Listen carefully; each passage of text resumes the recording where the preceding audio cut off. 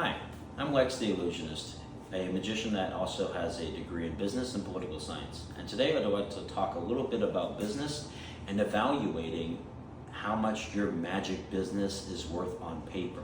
Now, we've all heard of millionaires and they have $1 million house or $1 million in stocks, but what does $1 million in magic look like? That's a good question, right? I've seen $150 million worth of ammunition in the U.S. Army many years ago, and I got an idea of what that much inventory looks like, but we all tend to have drawers of magic and a lot of magic that we just don't use, and it just sits there lowering in value over time, some of it, because most magic items don't go up in value. But if you were to evaluate the value of your business, because you were like, all right, how much can I get rid of a couple of items for, because I want to buy this bigger item, right? Right here, I have $50 worth. This is a $20 deck of cards, the alphas that were released at the Magic Live convention. Only 2,000 were made. I'm just gonna say 20 bucks for argument's purposes. And the Fire Wallet, that's $50 worth of magic right there. So right there is $50 on my books of assets alone, minus depreciation if it's in great condition, maybe gone down a little bit. As for behind me, let's say this is a $600 guitar, a $300 acoustic guitar, and a $100 piano. That's $1,000. Plus this, that's $1,000 plus 50. So that's $1,050 in assets alone. It's just these things here. Imagine how much it would be if you had candles, how many decks of cards you bought over time, because those add up. Those little pennies, those quarters, those add up over time, especially if you give out souvenirs, you use flash paper, you wear out cards, you constantly go to the magic shop. But have you ever actually calculated how much you've spent on magic and made an Excel sheet to have an idea of all that you've spent minus the value of what it's gone down by from using it, and asked yourself, how much is my magic company worth? Have I grown this year? Am I 1% better? So I would highly encourage you, especially if you want to treat it like a real business, that's to act like one, take this little piece of advice, because this will go great for your accountant. Your accountant will appreciate this, and you can look over this every once in a while and say to yourself, you know what, I haven't touched these items in a couple years. They're just sitting collecting dust in this drawer, and we all have them, and we've all got them, of stuff that we thought was a good idea, packet tricks, little gimmick items, doesn't matter. And it just sits there. So why not look at these items and do spring cleaning and look at them, add them all in an Excel sheet, list them of the item, and then the total at the very bottom using a quick formula you can use, and just say to yourself, okay, what can I keep and what is good to get rid of, and who would appreciate buying these? And if you need to, sell them at a lot, because if you want to buy a $1,000 illusion, like if I want to buy a $1,000 illusion, the quickest way would be to sell all these as a package deal to a musician that like, hey, he happens to need all of these, versus trying to sell a bunch of $5 to $10 items, which a lot of magic items are worth.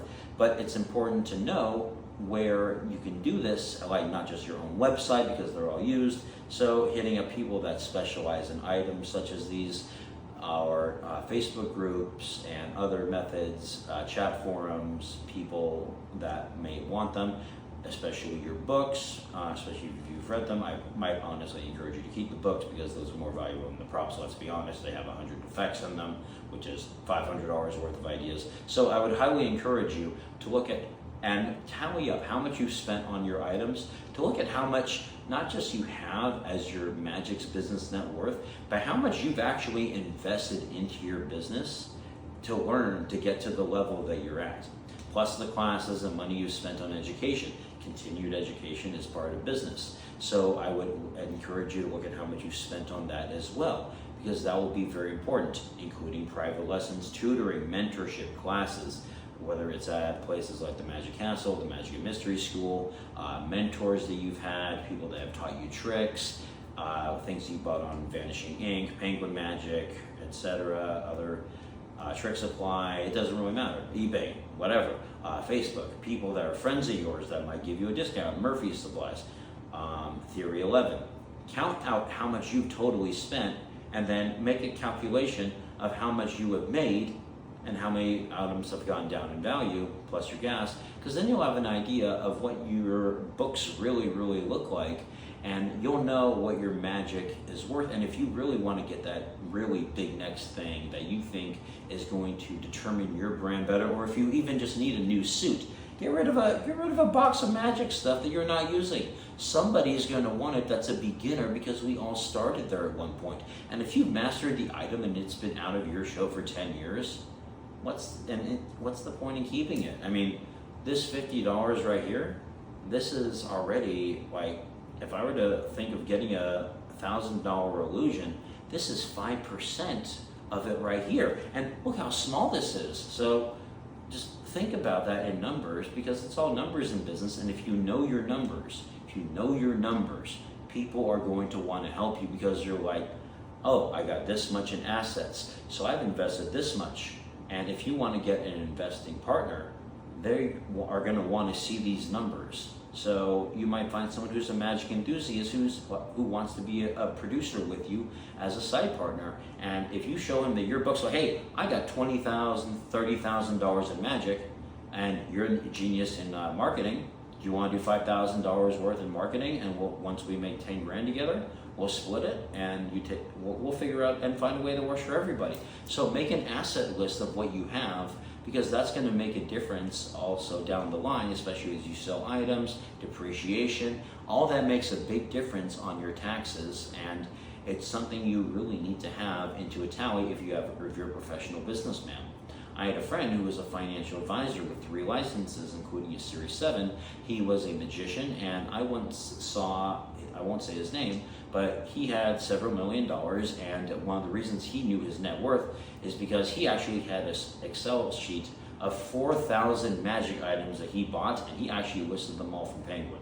And if you don't want to do that, because that is a lot of work, outsource it to a kid. Outsource it to someone that's younger. If you're an LLC, you can give college credit. You can't do that as a sole proprietorship. And a lot of people need that practice, and they're going to get opportunities. They want to have that fun. And because it's magic, they're going to be interested in it, and they're going to learn business skills. So find ways of paying them if they can be paid in college credit, because that's what they're getting for doing something, because they're in the theater department. That'd be great, because magic shows are productions. So have them help you with an Excel sheet, and they can do it remotely. Just give them a list of items, and you can make little corrections. They can do it remotely, so they can both be on vacation.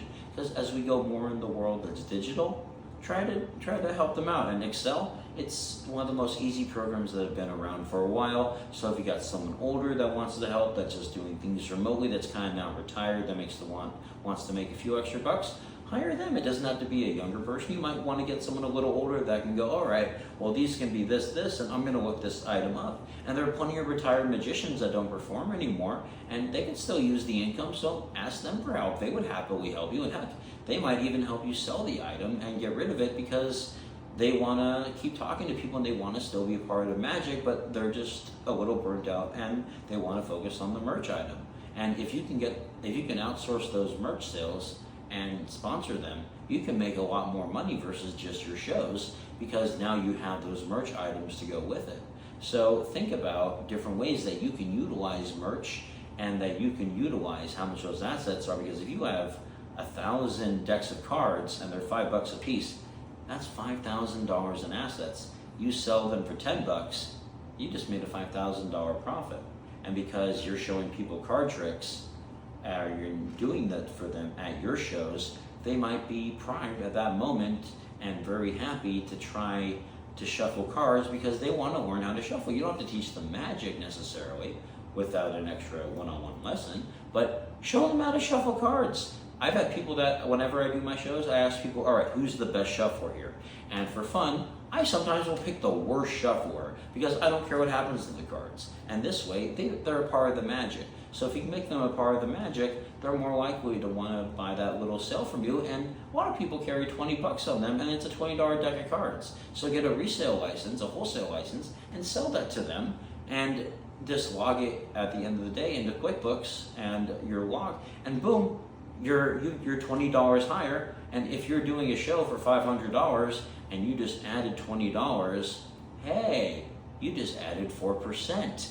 That's a big number that was overall. 4% today, 4% tomorrow. Within 3 shows, that's 12%. That's more than most people make in the stock market. So just something to think about. Make those lists. Get that work done. And if you don't have the time because you want to focus on the shows and the marketing, get someone younger to do it that's going to have to do it for their own items as they get older, because they're new magicians and they'll learn that business skill that they need to learn for their accounting. So teach them things that you get from experience or you get from classes. My name is Lex the Illusionist. I hope this was helpful. Make sure to hit that subscribe button and to keep watching for future magic tips and business ideas and a few magic illusions of my own. Thank you very much, and come visit me at the Moxie Hotel, or on December 11th, come catch my music show at Last Call in Tarzana. I hope to see you all there. Thank you very much and have a good night.